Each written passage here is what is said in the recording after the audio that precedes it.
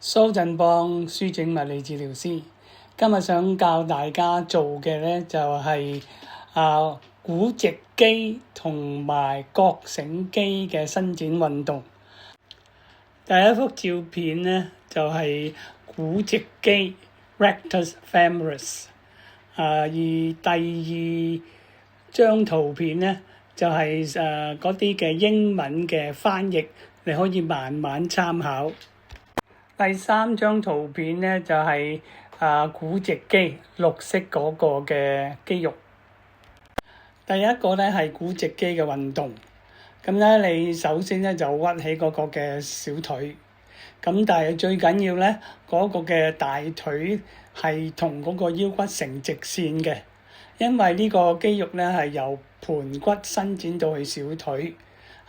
如果你將個髖關節屈起嘅時候咧，就唔能夠圓滿咁伸展嗰個嘅肌肉嘅。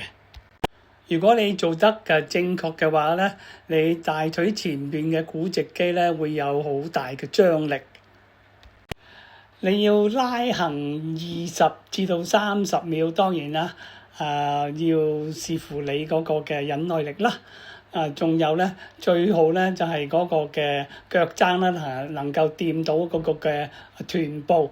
但係當然啦，你喺初做嘅時候，做唔到嘅時候咧，就慢慢咁去增加，唔好急。因為我打網球係用右手嘅，我隻左腳受嘅力咧係會大好多，所以咧每次打完波之後咧，我屈隻左腳嘅時候咧，通常都有痛，同埋咧係拉唔到盡掂到嗰個嘅股肌嘅。呢一張照片咧就係大腿後邊嘅膕繩肌。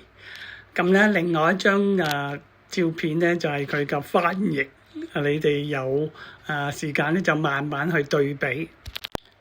膕繩肌嘅伸展運動咧，最緊要咧，你第一就要扶住嗰個嘅台，要安全。第二咧，最緊要咧就係嗰個嘅腰骨要挺直嘅。好多人都做錯咗，就係因為咧佢哋通常咧就伸隻手向前邊掂嗰個嘅腳趾咧，其實咧就彎咗個腰骨，而唔係拉到嗰個嘅膕繩肌嘅。如果你拉到膕繩肌嘅時候咧，你會覺得喺下邊咧好緊，同埋好有個張力嘅。